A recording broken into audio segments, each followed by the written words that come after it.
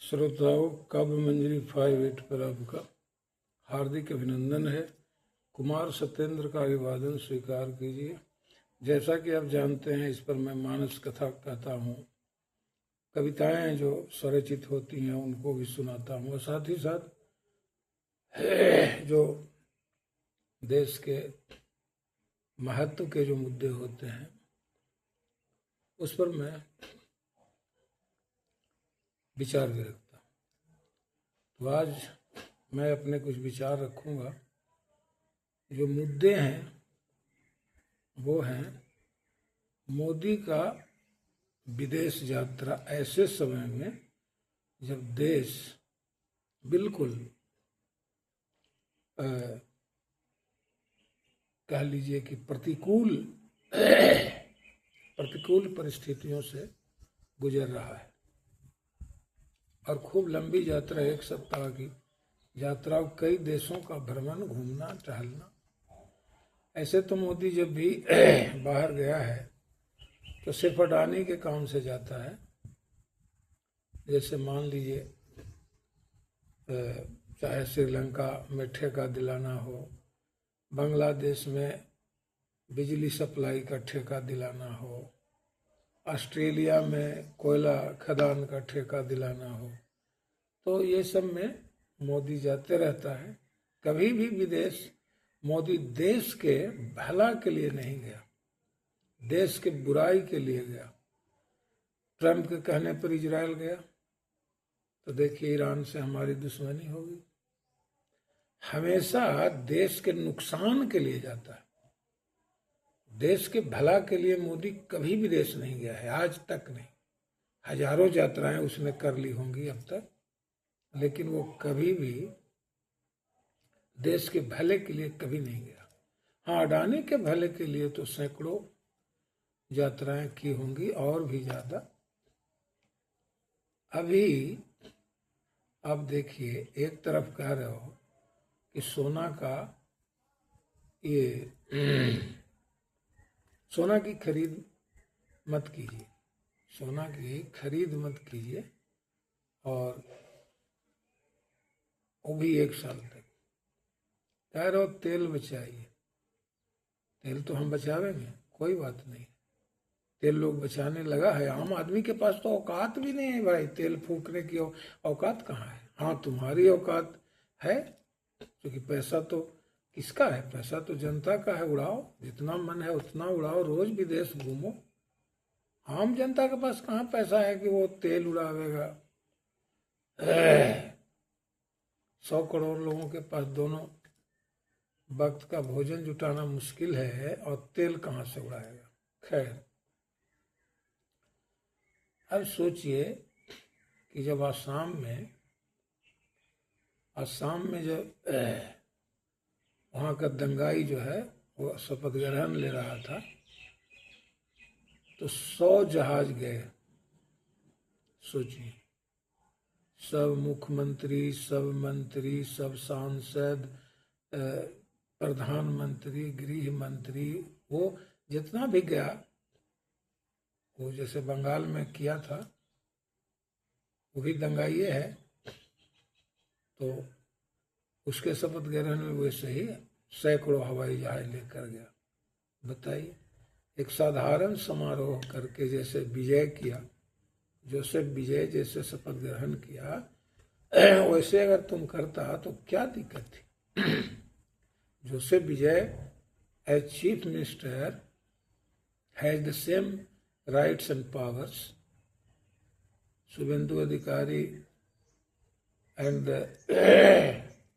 Writer of Assam है। जो उन लोगों को अधिकार और शक्तियां मिली हैं चीफ मिनिस्टर के रूप में, उसी तरह तो विजय को भी मिला है। विजय को कुछ शक्तियां कम तो नहीं है, उसके कुछ राइट्स कम तो नहीं है। तो उसने जिस तरह से किया शपथ ग्रहण, वैसे अगर तुम भी किए होते तो क्या दिक्कत थी। मैं बार बार कह रहा हूं कि अगर परिवार का मुखिया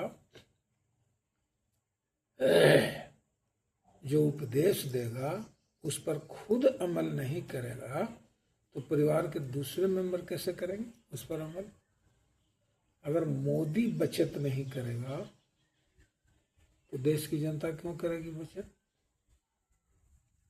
तुम बचत इसलिए नहीं करोगे कि तुमको कहा जाता है ना कि दूसरे के ये से पेशाब करना, तो तुमको तो दूसरे के पैसे को उड़ाना है, तो तुम क्यों बचत करो? हाँ, आम जनता चूंकि अपनी कमाई उड़ाता है या जो भी ये करता है, खर्च करता है, तो उसको तो बचाना चाहिए, और बचाएगा भी। कहाँ से लाएगा? 100 करोड़ लोग जो दोनों भक्त के भोजन जुटाने में लगे हुए हैं, कहाँ से लाएंगे पैसा तेल उड़ाने के लिए? हाँ, तुम देश बेच कर उड़ा रहे हो, उड़ा सकते हो का उड़ा रहे हो। एक तरफ देश बेच रहे हो और दूसरी तरफ 100 हवाई जहाज एक मुख्यमंत्री के शपथ ग्रहण में 100 हवाई जहाज ले जा रहे हो। सब चार्टर्ड प्लेन गया है। चार्टर्ड प्लेन का मतलब समझते हैं?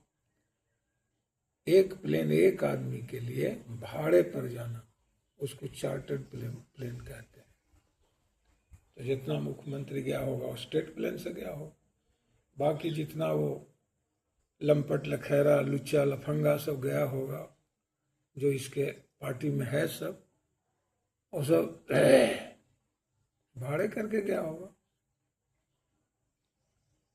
तो मेरे कहने का मतलब ये है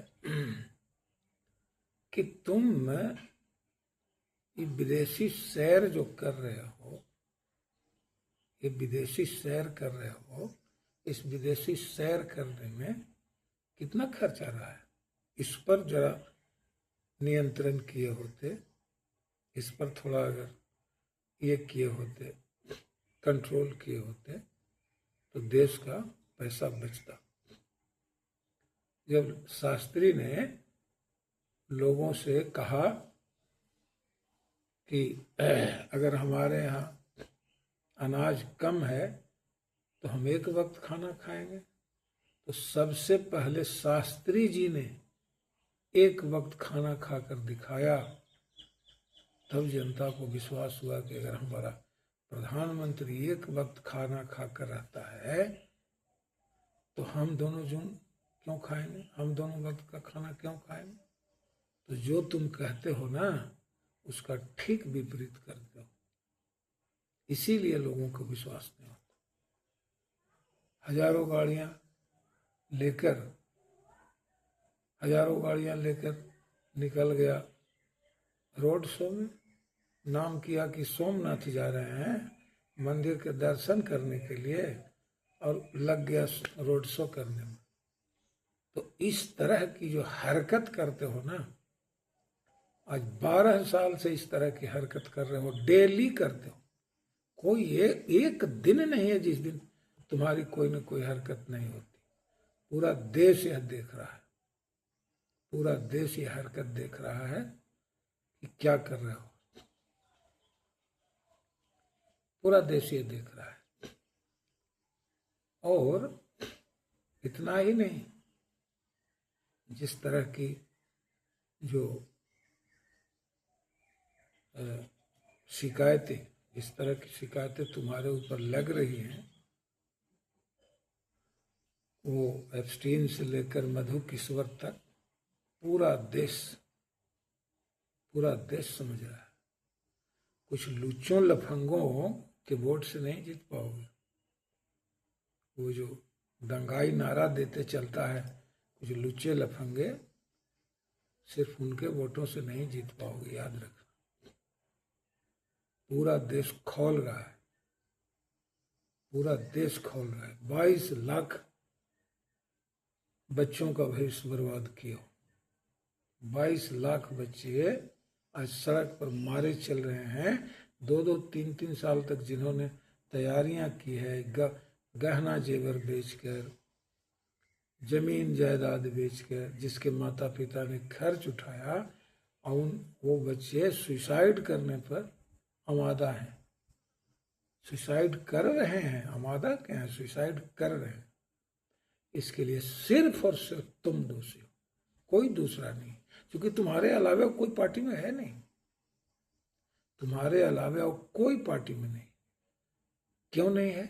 कि जहां भी तुम जाते हो वोट मांगने, कहते हो न तो पार्टी को दीजिए, न तो कैंडिडेट को दीजिए, हमको वोट दीजिए, हमको वोट दीजिए। तो तुम्हारे यहाँ न कोई पार्टी है, न कोई कैंडिडेट है, न कोई सांसद है, न कोई सरकार है, न कोई मंत्रिमंडल है, न कोई विधायक है, बस तुम हो, अकेले तुम हो। तुम ही पार्टी हो, तुम ही मंत्रिमंडल हो, तुम ही सरकार हो, तुम ही चुनाव आयोग हो, तुम ही जुडिशियरी, सुप्रीम कोर्ट भी तुम ही हो। सुप्रीम कोर्ट के जज को निकाल दिया चुनाव आयोग के नियुक्ति में, सुप्रीम कोर्ट का चीफ जस्टिस था, उसको भी कान पकड़ के बाहर कर दिया। तो सब तो तुम ही हो।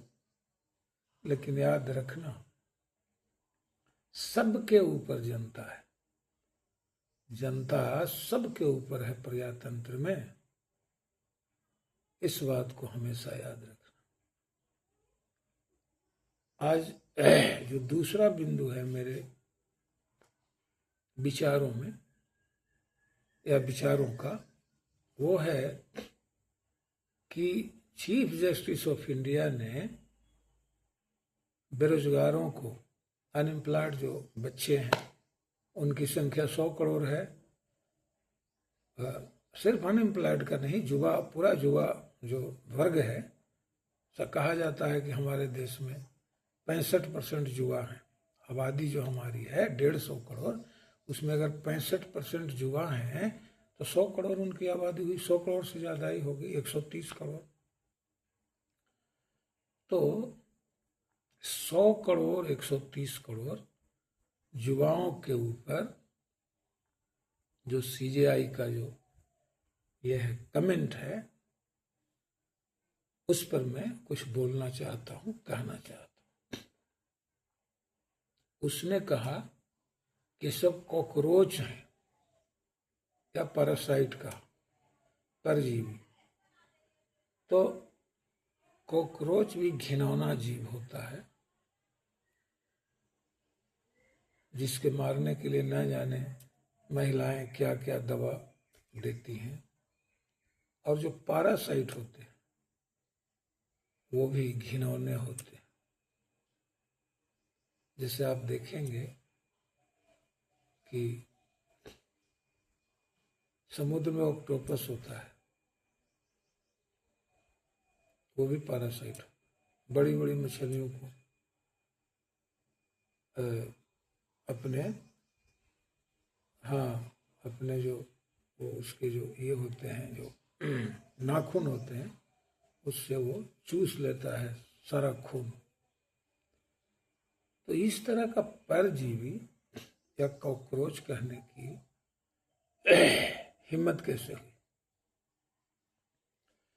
इस तरह की भाषा का वो उपयोग करता है नेता लोग, जो अनपढ़ है, गंवार है, लुच्चा है, लफंगा है। क्योंकि कोई 7वीं फेल होता है, कोई 9वीं फेल होता है, वो लोग इस तरह की भाषा एक दूसरे के लिए यूज करता है। जनता सुनती भी है, देखती भी है। इन लफंगों लुच्चों को इस तरह की भाषा बोलते हैं। विधायक बन जाता है, सांसद बन जाता है, मंत्री बन जाता है, वही 7वीं फेल, 9वीं फेल। तो उसके लिए वो भाषा चलेगा, वो भाषा का प्रयोग चलेगा उसके लिए। लेकिन जो चीफ जस्टिस ऑफ इंडिया है, क्या उसी कैटेगरी में है? एक बार की बात है कि चुनाव आयुक्त जो थे वो लिंगदोह थे। तो उनसे पत्रकारों ने पूछा कि आप चुनाव लड़ेंगे? उन्होंने कहा कि इन लोग के साथ बैठूंगा कैसे? सोचिए, सांसदों के साथ बैठूंगा कैसे? जो इसका रहन सहन है, जो इसका रहन सहन तो वही है, दारू पीना, बलात्कार करना, हत्या करवाना, यही सब उसका काम है। ये तो हुआ रहन सहन सबका। तो उन्होंने कहा कि जिस तरह का ये लोग है, इन लोग के साथ मैं बैठूंगा कैसे? ये लिंग 2 का स्टेटमेंट मैं बता रहा। ऐसे होते हैं पढ़े लिखे लोग, नेताओं से इतनी घृणा करते जो पढ़े लिखे लोग। अगर आप पढ़ा लिखा हो तो फिर व्यवस्था, जो व्यवस्था है, जिसको एस्टेब्लिशमेंट कहते हैं या जो सिस्टम कहते हैं, तो इस सिस्टम के पक्ष में तुम बोल रहे हो, इसका क्या मतलब हुआ? जो आलोचना करता है, जो सोशल एक्टिविस्ट है, सोशल मीडिया पर जो एक्टिव है, तो सरकार की आलोचना करना कॉकरोच बनना है। सरकार की आलोचना करना पैरासाइट बनना है। तुमने तो उसी दिन साबित कर दिया कि सुप्रीम कोर्ट भाजपा का कार्यालय है, जिस दिन कॉन्स्टिट्यूशन की धज्जियां उड़ा दी। कॉन्स्टिट्यूशन में अगर यह व्यवस्था थी कि अगर चुनाव होने तक, चुनाव शुरू होने तक अगर नया वोटर लिस्ट नहीं तैयार होता है तो चुनाव पुराना वोटर लिस्ट से होगा। तो supreme court is the custodian of the constitution, और उसके तुम हेड हो, और फिर भी संविधान की रक्षा नहीं की। तो क्या सुप्रीम कोर्ट भाजपा का कार्यालय बना दिया हो? चुनाव हो तो जूता चाटने लगा, वो तो जूता चाट ही रहा है। उसी कैटेगरी में तुमको भी नाम लिखवा लेना है। ज्ञानेश कुमार बनना चाहते हो? जूता चाट ज्ञानेश। वो तो तलवा चाट रहा है, जूता चाट रहा है। वो तो इसलिए कि वो उसको वही बनाया है तो जूता चाट रहा है। लेकिन कम से कम ये जनता मालिक है। प्रजातंत्र में जनता मालिक है। सब दिन न तो चीफ जस्टिस रहोगे और न तो कभी न कभी तो रिटायर करोगे, बाहर आओगे। तो लोगों की नजर में क्या बनना चाहते? कोई आदमी अगर ईमानदारी, कोई आदमी जहां भी जिस पोस्ट पर होता है थोड़ी ईमानदारी रखता है, भले इस्तीफा दे देना पड़ता है, लेकिन जो एसपी मंत्रियों के बेटों को अरेस्ट करके सलाखों के पीछे भेजता है, उसकी जय जय जनता करती है, उसका जयकारा जनता करती है। आज 12 सालों से जनता देख रही है कि चाहे भाजपा का एक लफंगा, सड़क छाप, लतखोर लफंगा भी राहुल गांधी के ऊपर केस कर देता है, तो जज लोग तुरंत स्वीकार कर लेता है। किसी तरह का मुकदमा जज तुरंत स्वीकार कर लेता है, खारिज नहीं करता है। और जजों के ऊपर लफंगे, चोर, लतखोर सब जजों के ऊपर कमेंट करता है, भाजपाई लफंगा चोर, लेकिन जज कुछ नहीं बोलता है। जनता ये समझ नहीं पा रही है कि जज आप लोग क्यों डरते हो, इससे डर क्यों लगता है? हिंदुस्तान की जनता तो नहीं डर रही है, जरा सी नहीं डर रही है। जहां भी लुच्चे लफंगे पकड़ा रहे हैं, धुलाई कर दे रहे हैं। जनता धुलाई कर दे रही है इन लुच्चों लफंगों की। लेकिन आप लोग जज हो और आप लोग इतने डरते हो इन लुच्चों से, लफंगों से।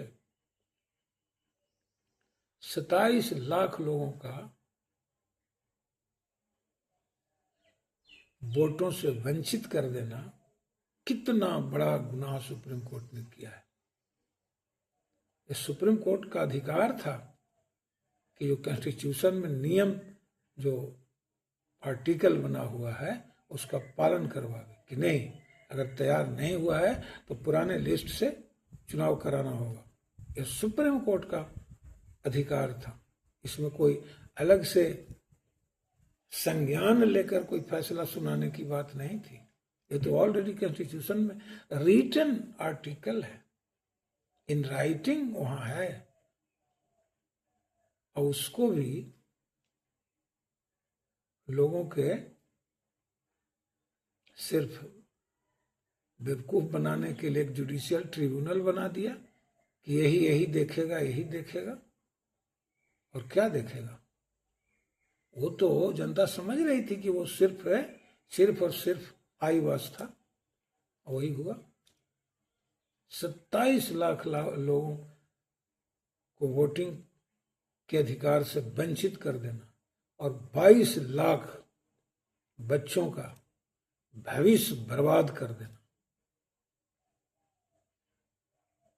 अब उसी पर जब लोग उंगली उठा रहे हैं, आलोचना कर रहे हैं, तो आलोचना करने वालों को कॉकरोच कह रहे हो। शर्म आनी चाहिए कि अपने को कैसे पढ़े लिखे कहते हो, शर्म आनी चाहिए। एक साधारण आदमी जो पढ़ा लिखा होता है वह भी इस तरह की बात नहीं करेगा। ये पढ़े लिखे की भाषा है। मैं कह रहा हूं कि ये तो जो नेता लोग जो लुच्चे हैं, लफंगे हैं, अनपढ़ गंवार हैं, महिलाओं को जर्सी गाय कहने वाला, एप्स्टीन से लड़कियां मंगवाने वाला, ये सब की वो भाषा हो सकती है? इन सब की यह भाषा हो सकती है, लेकिन सीजेआई की भाषा यह नहीं हो सकती। चाहे तो आप इस्तीफा दो, नहीं तो सरेआम बीच चौराहे पर माफी मांगो। जो समझ रहे हो ना कि भूखों नंगों का देश है, क्या बिगाड़ लेगा। कहते हैं कबीरदास, रहीम कहते हैं कि सहज मार रहीम के कि चित्त से दिया उतार। दुनिया में उसके जीने का क्या मतलब है जिसको लोग अपने चित्त से उतार देते हैं, घृणा के दृष्टि से देखते हैं। तो लोगों की घृणा का पात्र मत बनो। चाहे जितना भी बड़ा पोस्ट पा लेने से कोई बड़ा नहीं होता है। पोस्ट पर तो आजकल तिकड़मबाजी करके भी जुडिशियल वो सब कंपटीशंस वगैरह सब खत्म कर दिया गया है, और सब जो चाटुकार वकील हैं, तलवा चाटने वाले, उसको जज बना देता है। अपने भाई भतीजावाद उसी तरह से निपोटिज्म भी फैला हुआ है। जज का बेटा जज बन जाता है, वकील का बेटा वकील बन जाता है। तो ये सब तो खूब धड़ल्ले से, जिस तरह से विधायिका और कार्यपालिका में भ्रष्ट तंत्र फैल गया है, जुडिशियरी में भी वैसे ही भ्रष्ट तंत्र फैला हुआ है। लेकिन योर ऑनर, मी लॉर्ड कहाने वाले लोगों की भाषा ऐसी होनी चाहिए। अब तो जजों के घरों में बोरों से रुपए मिलने लगे हैं, तो अब तो कुछ कहना ही नहीं है कि अब क्या फैसला मिलेगा। अरे न्याय तो कभी नहीं मिलता है, लेकिन अब फैसले भी आज तक कोई भी, चाहे वो पेगासस का मामला हो, राफेल का मामला हो, कोई भी किसी भी मामले में मोदी के अगेंस्ट कोर्ट कोई फैसला नहीं दिया है। ये विचित्र बात। कभी यही कोर्ट था कि श्रीमती गांधी को प्रधानमंत्री रहते हुए भी समन किया और कोर्ट में बुलाकर खड़ा किया कटघरे में। लेकिन आज तलवा चाटों की क्या औकात है कि मोदी को कटघरे में खड़ा कर दे। तलवार चाटों की कोई औकात नहीं। लेकिन याद रखना, जनता कभी तलवार किसी की नहीं चाटती, किसी का तलवार जनता नहीं चाटती। सबके ऊपर जनता है, सबके ऊपर जनता है। अब उसका जो हैमर चलता है ना, जनता का हैमर, तो इमरजेंसी में उतनी पुरानी पार्टी जो सत्ता में थी, जो सत्ता में उतनी पुरानी पार्टी करीब करीब 30 सालों से थी, उसको भी धूल चटा दिया लोगों ने, जनता ने धूल चटा दी और ये साबित कर दिया कि सबसे ऊपर जनता है। और मेरा यह है, मेरी अपील है पूरे युवाओं से, इस देश के हर एक युवा से मेरी अपील है कि सड़क पर उतरने का समय आ गया है। बिल्कुल सड़क पर उतरने का समय आ गया है। पूरी व्यवस्था को बदलने का समय आ गया है। व्यवस्था बिल्कुल सड़ गई है, चाहे वो लेजिस्लेचर हो, एग्जीक्यूटिव हो, जुडिशियरी हो, पूरा सिस्टम सड़ गया है। इस सड़ी गली व्यवस्था को बदलने के सिवा और कोई दूसरा रास्ता नहीं है।